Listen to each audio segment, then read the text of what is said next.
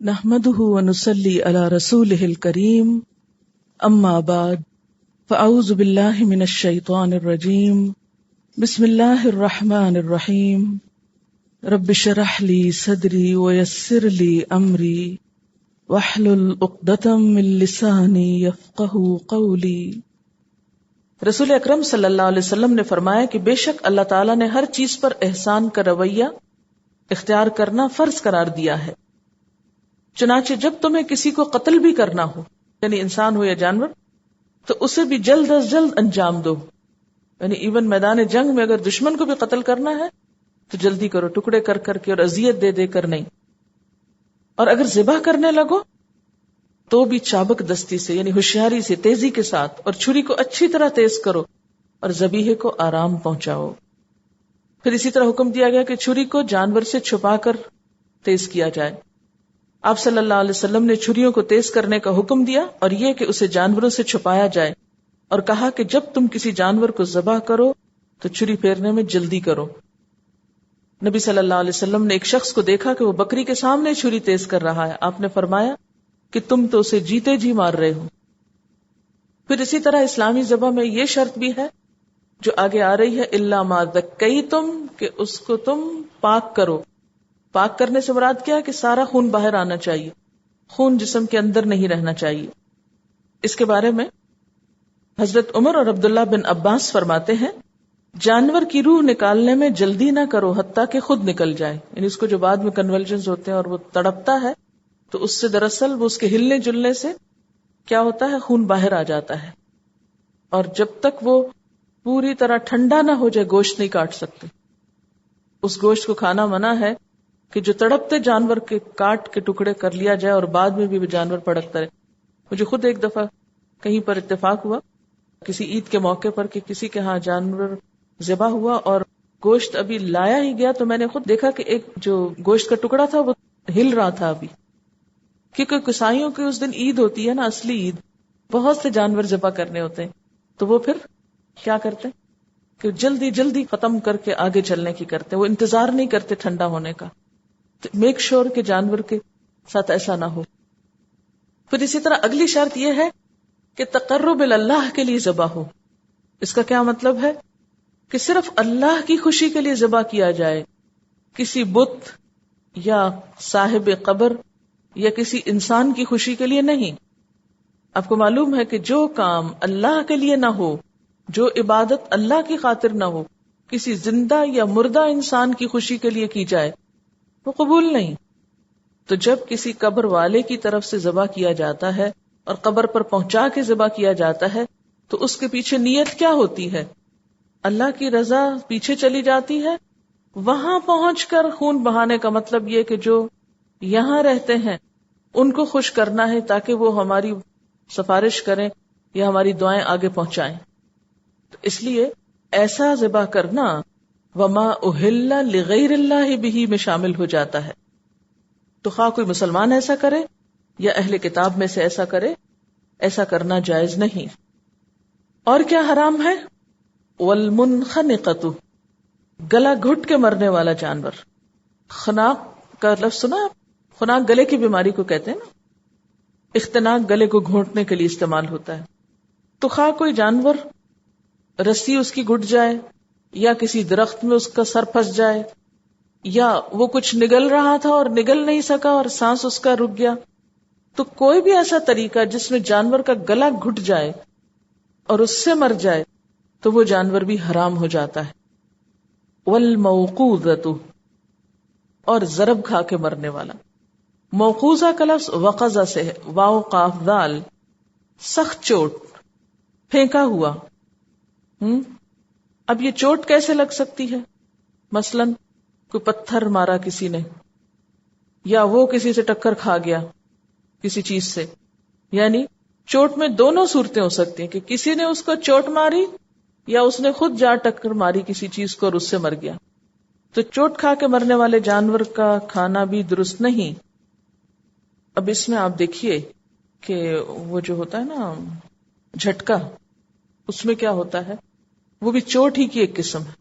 بسا اوقات اس میں کیا کرتے ہیں کہ جانور کو پہلے بلٹ سے سٹن کرتے ہیں، اب وہ جو ہی اس کو گولی لگتی ہے تو وہ ختم ہو جاتا ہے ہاں؟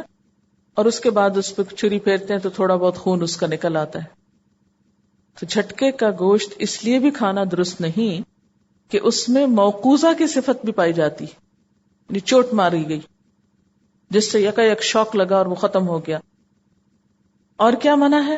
والمتردیہ، تردی کہتے ہیں اوپر سے نیچے گرنے کو، یعنی حلال جانور تھا، مثلا بکری تھی، اوپر سے نیچے کسی کھڈ میں گری، کھائی میں گری، کسی گڑھے میں گر گئی یا کسی گٹر میں گر گئی بیچاری جو کھلے ہوتے ہیں، یا کسی نے خود گرا دیا اس کو اور اس کی جان نکل گئی، تو یہ بھی جائز نہیں.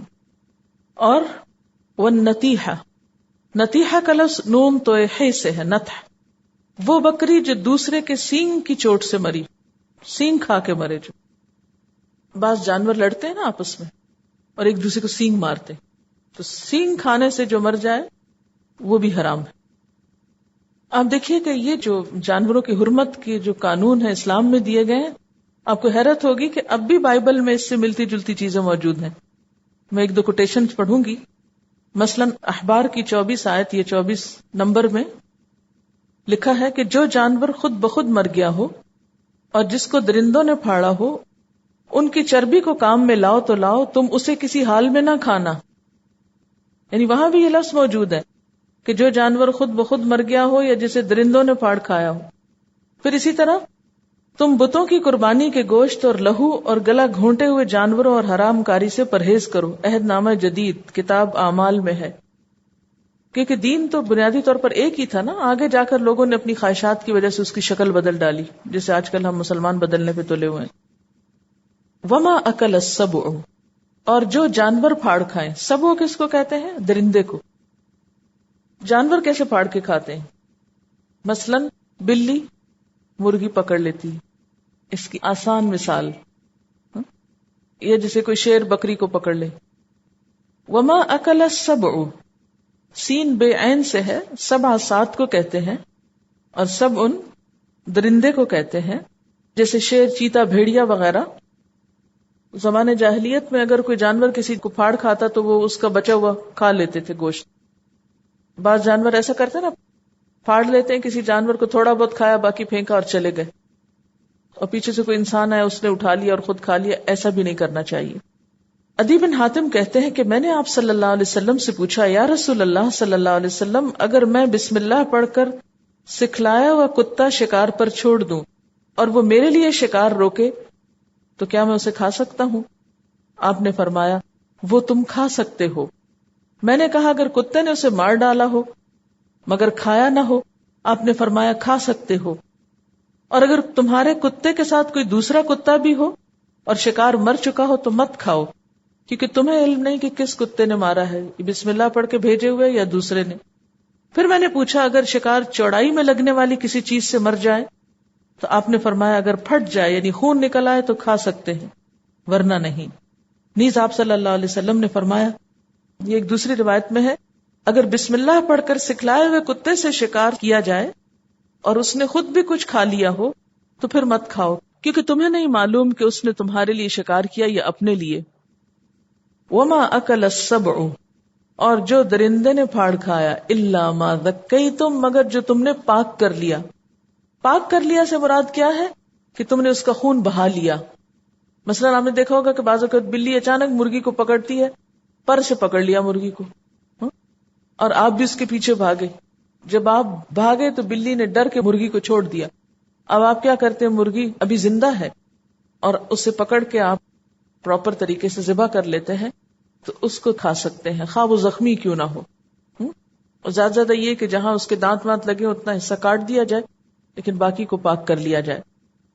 لیکن شرط یہ ہے کہ وہ ابھی زندہ ہو. اگر اس نے مار دیا مرغی کو اتنی دیر میں، اس کی گردن پکڑ لی پر کی بجائے، تو اب کیا ہوگا؟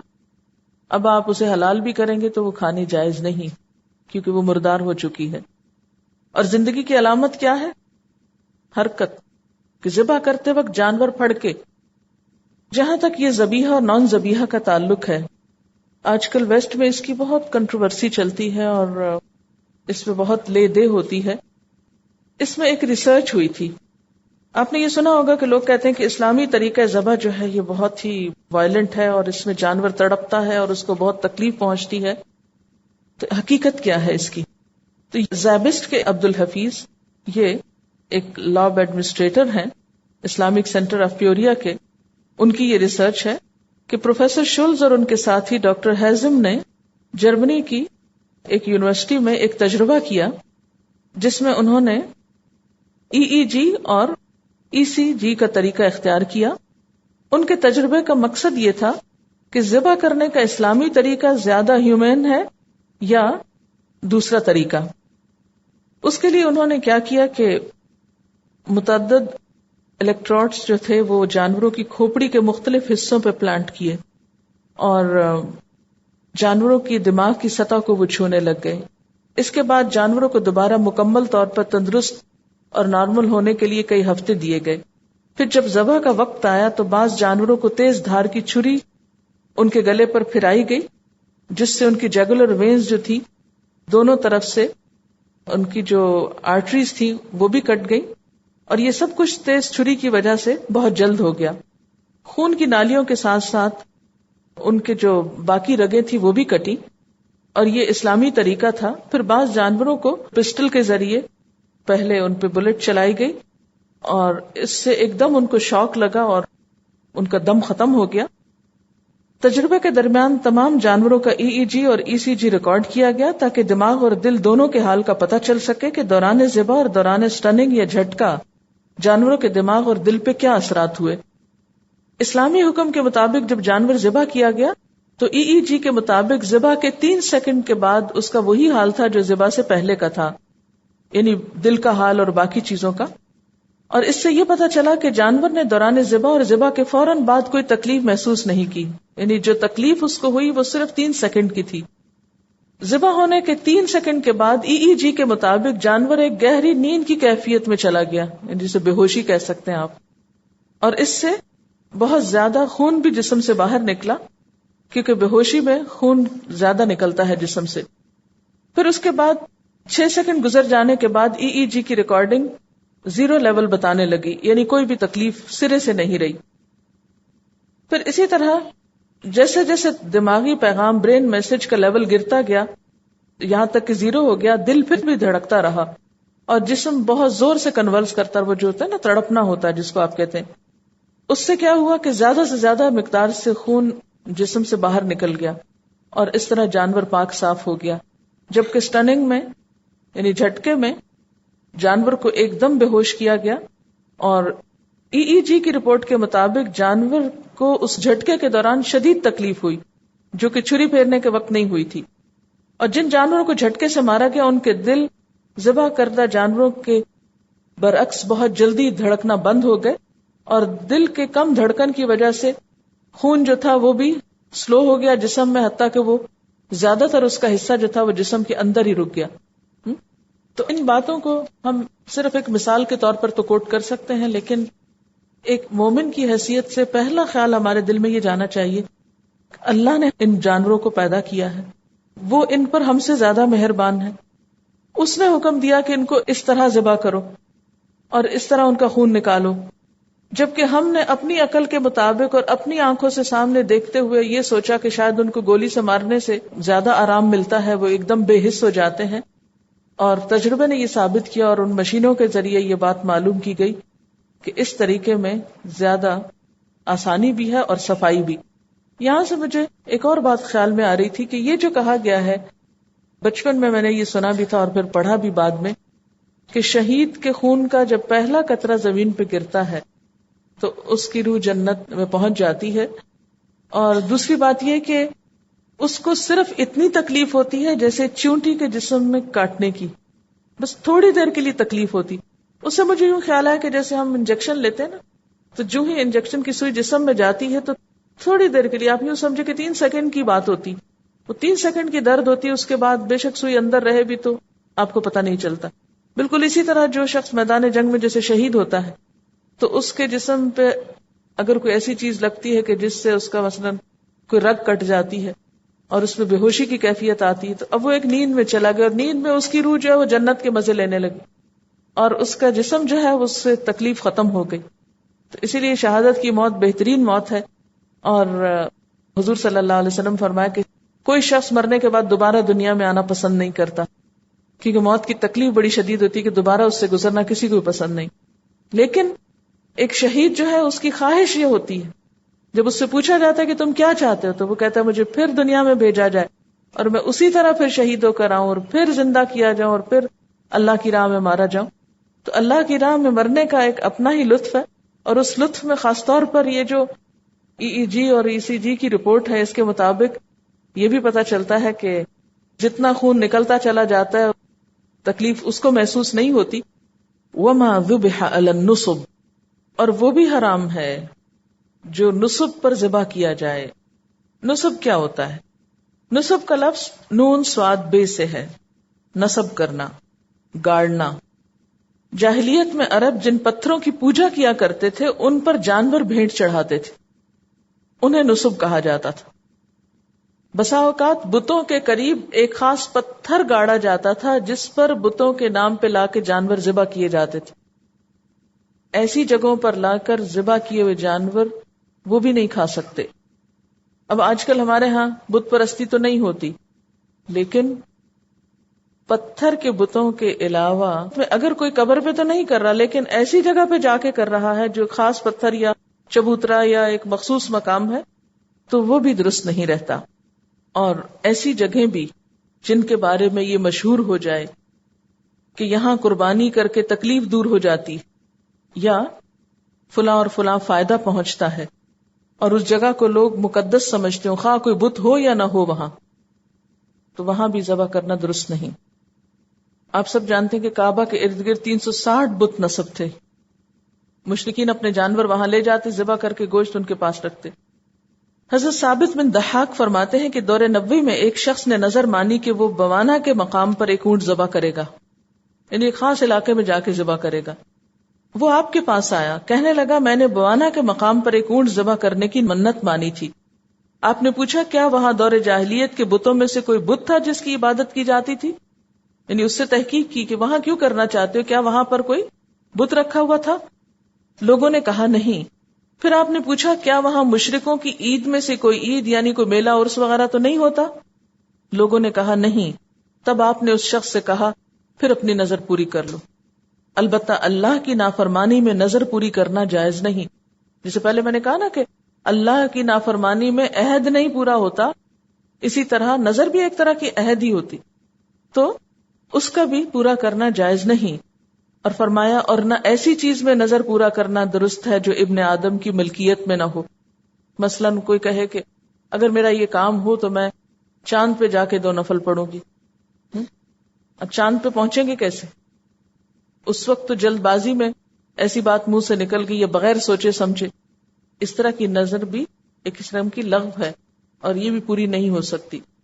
تو آج کے دور میں نصب سے مراد کیا ہوگی؟ ایسی جگہیں، آستانے، مقبرے، درگاہیں جہاں لوگ حاجات کی طلب کے لیے جاتے ہیں اور وہاں دفن شدہ لوگوں کی خوشی کے لیے جانور ذبح کرتے ہیں یا پھر پکی ہوئی دیگیں تقسیم کرتے ہیں، ان سب کا کھانا حرام ہے اور یہ ما ذبح علی النصب میں شامل ہے. تو اس وقت خواہ وہاں اس جانور پر اللہ کا نام بھی لیا جائے، لیکن اگر نیت میں اس انسان کو خوش کرنا شامل ہے تو پھر وہ جائز نہ رہے گا، اس کا کھانا درست نہ ہوگا. وَأَن تَسْتَقْسِمُوا بِالْأَزْلَامِ، اور یہ کہ تم قسمت معلوم کرو تیروں کے ذریعے، یہ بھی حرام ہے، یہ بھی جائز نہیں. کہاں سے پتہ چلا؟ یہ شروع میں ہے نا 3 آیت کے، حرمت علیکم، حرام کردہ چیزوں کی لسٹ دی جا رہی ہے آپ کو. چیک یور لسٹ کہ ایسی کوئی چیز تو نہیں ہے آپ کے کھانے میں. اور کھانے کے علاوہ تیروں کے ذریعے قسمت معلوم کرنا، یہ کیا چیز تھی؟ تستقسموا کا لفظ قاف سین میم سے ہے، استقسام کا معنی ہے قسمت معلوم کرنا. بالازلام، ازلام کا لفظ ز لام میم سے ہے، ظلم کی جمع ہے. وہ تیر جس پر نہ لگائے گئے ہوں، خالی تیر کی شکل کی لکڑی جس سے اہل جاہلیت قسمت کا حال معلوم کرتے تھے. جیسے کہ آپ دیکھ رہے ہیں تستقسموا میں تقسیم کا لفظ پایا جاتا ہے، عربوں کے ہاں طریقہ یہ تھا کہ شراب پیتے تھے، پھر جس کا اونٹ پسند آ جاتا اس کو زبردستی لیتے، مالک کو منمانی قیمت دیتے، پھر اسے ذبح کرتے، پھر ذبح کر کے اس کے گوشت پہ جوا کھیلتے اور اس طرح اپنا مال لٹاتے. اور اس کا طریقہ کیا تھا کہ تیروں کے ذریعے یہ کام کرتے تھے، یعنی گوشت کی ڈھیریاں کر لیتے اور ان کو جو جیتتا جاتا وہ خود بھی اس کو بھون کے خود بھی کھاتا، اوروں کو کھلاتا، اور بعض لوگوں کے حصے میں کچھ بھی نہ آتا. اور بسا اوقات ان باتوں پہ جھگڑا شروع ہوتا اور اس جھگڑے سے لڑائی فساد جنگیں اور سال ہر سال تک آپس میں الجھتے رہتے. اس لیے اسلام نے ان سب چیزوں کو بین کر دیا. تو ان سب برائیوں کا آپس میں بھی لنک ہے نا، ایک برائی دوسری برائی کو جنم دے رہی ہے. اچھا، یہ تو تھا ان کا طریقہ. لیکن ایک اور کام بھی کرتے تھے، تیروں کے ذریعے قسمت معلوم کرتے تھے. اب تیروں کے ذریعے قسمت کیسے معلوم کی جاتی؟ کہا جاتا ہے کہ تیروں کے اوپر لکھا ہوتا تھا افعل لا تفعل، کام کرو یا نہ کرو. اب جب کسی کو کوئی مشکل مرحلہ پیش آتا، جیسے ہم استخارہ کرتے ہیں، تو اہل عرب کیا کرتے تھے؟ بتوں کے نام پہ جا کر نذرانہ دیتے، جانور ذبح کرتے یا وٹ ایور، اور پھر تیر پھینکتے. اگر اس کے اوپر آ جاتا کام کر لو تو کام کر لیتے، اگر آ جاتا نہیں کرو تو نہیں کرتے. اب تیروں کو غیب کا حال کہاں سے معلوم اور انسان کا نفع نقصان کیسے پتا؟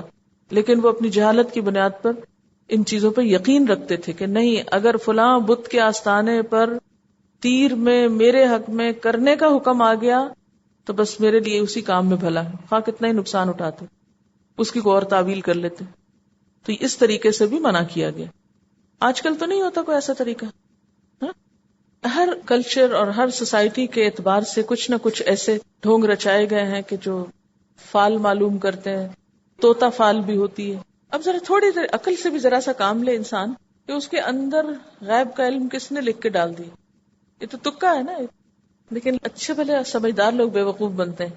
ہمارے استاد نے ایک دفعہ واقعہ سنایا کہ لاہور میں انارکلی میں ایک طوطا فال والا بیٹھا ہوتا تھا. تو کہنے لگے کہ ایک دن میں گزرا تو میں نے پوچھا کہ مجھے فال نکلوانی ہے. تو انہوں نے کہا کہ ٹھیک ہے. کہتے ہیں کہ میں نے اس سے کہا کہ مجھے اس سوال کا جواب چاہیے کہ تمہاری قسمت میں اس جگہ کب تک بیٹھنا لکھا ہے. اگر تم اپنی قسمت مجھے بتاؤ تو پھر میں اپنی معلوم کروں گا یہاں. تو بات یہ ہے کہ انسان سوچتا نہیں، بس جو توہم پرستی ہے نا ہماری رگو پے میں بسی ہوئی. آج کل گلاب کے پھول کی پتیاں توڑتے ہوئے یہ کہتے جاتے ہیں نو اور یس. آخری پتی پر اگر نو آئے تو کام نہیں کرتے. سٹارز کے ذریعے بھی کرتے ہیں. یعنی قسمت معلوم کرنے کا کوئی بھی طریقہ جو ہے یہ درست نہیں. ذالکم فسق، یہ کھلی ہوئی نافرمانی ہے، سرکشی ہے، کفر ہے، شرک ہے. یعنی فسق ان سب معنوں میں استعمال ہوتا ہے. الیوم، آج کون سا دن؟ 10 ذو الحج کا یوم عرفہ. یوم عرفہ یا 10 ذو الحج کا دن مراد ہے جب آپ صلی اللہ علیہ وسلم حجۃ الوداع کے لیے گئے 9 ہجری میں. الیوم یئس الذین کفروا من دینکم، آج کافر لوگ تمہارے دین سے مایوس ہو چکے. وہ کیوں مایوس ہوئے؟ ان کو کیوں مایوسی ہوئی؟ کہ جس دین میں یہ سب کچھ حرام ہے، اب ان لوگوں سے غلط کام کی توقع نہیں. اس دین میں غلط کاموں کی گنجائش نہیں. گویا دین نے چن چن کر ان ساری معاشرتی خرابیوں اور خامیوں کا کلا کما کیا جو انسانوں کے لیے مصیبت کا سبب تھے. آج کافر تمہارے دین سے مایوس ہو گئے. فلا تخشوہم، تم ان سے مت ڈرو. وخشونی، اور مجھ سے ڈرو. یعنی دین پر عمل کرتے ہوئے کسی اور سے مت ڈرو، صرف اللہ سے ڈرو. کہتے ہیں کہ اس آیت کے 81 دن بعد آپ نے وفات پائی تھی. الیوم اکملت لکم دینکم، آج میں نے تمہارے لیے تمہارا دین مکمل کر دیا. دین سے مراد شریعت کے تمام اصول، جزئی احکام اور ہدایات ہیں. وے آف لائف، تمہاری وے آف لائف کے لیے جو بھی ضروری چیزیں تھی وہ سب تم کو بتا دی گئیں. اور یہ یاد رکھیے کہ خدا کا دین کبھی ناقص نہیں تھا. یہاں تمہارا دین یعنی شریعت محمدی کی طرف اشارہ ہے. آج تمہارا دین تمہارے لیے مکمل کر دیا گیا. وَأَتْمَمْتُ عَلَيْكُمْ نِعْمَتِي، اور میں نے اپنی نعمت تم پر تمام کر دی. نعمت سے مراد یہاں کیا ہے؟ دین. وردیت لکم الاسلام دینا، اور میں نے تمہارے لیے دین اسلام کو پسند کیا. حضرت عمر رضی اللہ تعالیٰ عنہ فرماتے ہیں یہ آیت عرفہ کی شام کو جمعے کے روز اتری. جس دن یہ آیت اتری اس دن 5 چیزیں جمع تھی، 5 عیدیں جمع تھی. کیسے؟ جمعہ کا دن تھا، عرفہ کا دن تھا، یہود کی عید تھی، نصارہ اور مجوس کی عید بھی تھی. بعض اوقات آپ نے دیکھا ہوگا نا ایک دن میں کئی چیزیں آ جاتی ہیں، عید بھی آ جاتی، کرسمس بھی آ جاتی، اور کوئی اور بھی خاص اوکیزن ہو سکتا ہے. تو یہ اتفاق کی بات کہ جس دن یہ آیت اتری آج تمہارا دین مکمل ہو گیا، اس دن 5 چیزیں جمع تھی. یہودی لوگ جن میں کعب احبار شامل تھے حضرت عمر سے کہنے لگے تم ایک ایسی آیت پڑھتے ہو، اگر وہ آیت ہم پر نازل ہوتی تو ہم اسے عید کا دن بنا لیتے. حضرت عمر نے کہا یہ آیت کب اور کہاں اتری اور اس وقت آپ کہاں تشریف رکھتے تھے؟ یہ آیت عرفہ میں اتری اور اس وقت ہم عرفات میں تھے. اور پھر اس کے فوراً بعد عید کا دن ہوتا ہے نا. عرفہ کے اگلا دن کیا ہے؟ عید کا دن. تو مراد اس آیت سے یہ ہے کہ جو احکامات تم کو دینا تھے وہ سب تم کو دے دیے گئے. الیوم اکملت لکم دینکم واتممت علیکم نعمتی وردیت لکم الاسلام دینا. فمن اضطر، پس جو کوئی مجبور کر دیا گیا، جس کی اضطراری کیفیت تھی، فی مخمصۃ، بھوک میں. مخمصہ کا لفظ خ میم صاد سے ہے. بھوک کا کسی کو دبلے پیٹ والا کر دینا، خوراک کی کمی اور محنت کی زیادتی سے لاغر اور کمزور ہونا، پیٹ کا پچک جانا. جیسے آپ نے دیکھا ہوگا جو قحط زدہ لوگ ہوتے ہیں اور بالکل سٹارونگ کنڈیشنز میں ہوتے ہیں تو ان کے پیٹ بالکل اندر دھسے ہوئے ہوتے ہیں اور پسلیاں باہر گنی جا سکتی. ایسی کیفیت اگر کسی کی ہو جائے، غیر متجانف لإثم، وہ گناہ کی طرف میلان رکھنے والا نہ ہو. متجانف کا لفظ جیم نون فے سے ہے، معنی ہے فیصلے میں ایک طرف مائل ہونا، یعنی جانبداری یا ظلم کرنا. تو معنی کیا ہے؟ اگر کوئی شخص شدید بھوکا ہے لیکن اس کے دل میں گناہ کی طرف رغبت نہیں، گناہ کا شوق نہیں، اور اللہ کی نافرمانی نہیں کر رہا، غیر متجانف لإثم فإن اللہ غفور الرحیم، تو بے شک اللہ تعالی غفور الرحیم ہے. ایسے شخص کی معافی ہو جائے گی اگر وہ گزشتہ حرام چیزوں میں سے اپنی زندگی بچانے کے لیے تھوڑا بہت کھا لیتا ہے. وآخر دعوانا ان الحمد للہ رب العالمین. سبحانک اللہم وبحمدک نشہد ان لا الہ الا انت نستغفرک ونتوب الیک. والسلام علیکم ورحمۃ اللہ وبرکاتہ.